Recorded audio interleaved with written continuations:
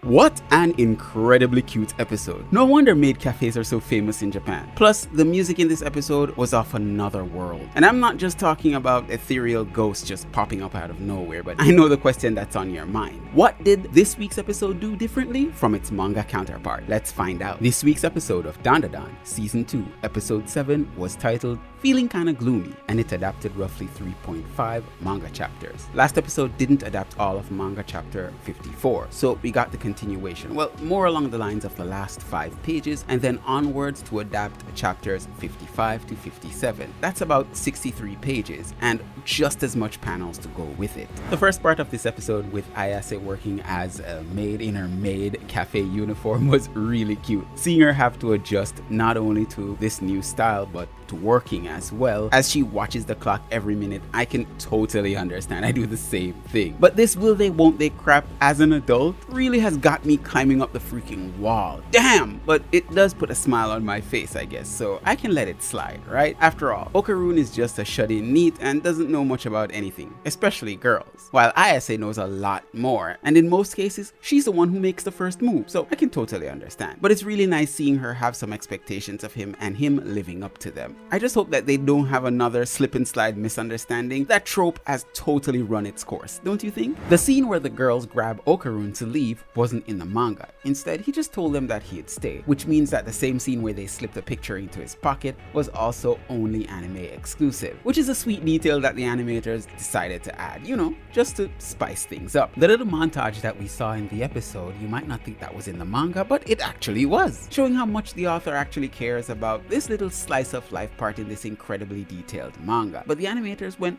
further ahead than you think. You see, in the manga it was just only 1 page. The animators greatly expanded on this. And for those of us who's ever had a job, we know the struggle that Ayase is having here. This was hitting way too close to home. Can we get back to fighting ghosts and demons and whatever? It's really interesting to see how the anime inserted Ira into Gigi's little exercise here. You see, she wasn't seen in the manga until Ayase and Okarun arrived from their part-time job. And this deadpan stare while drinking drinks on the ground had me rolling. There's definitely nothing going on between those damn eyes. But anyways, after Gigi goes full on out of control and Okarun tries to get stronger because of it, he goes off with Turbo Granny followed by Ira and then heads off into school. Turbo Granny checks her phone, but that's interestingly enough that particular scene wasn't in the manga either. But anyways, after they enter the music hall, there's pictures of famous musicians behind them just before the ghosts would appear. And I can't wait to see what the hell happens in the next episode, because where is this bringing us? Damn, crazy.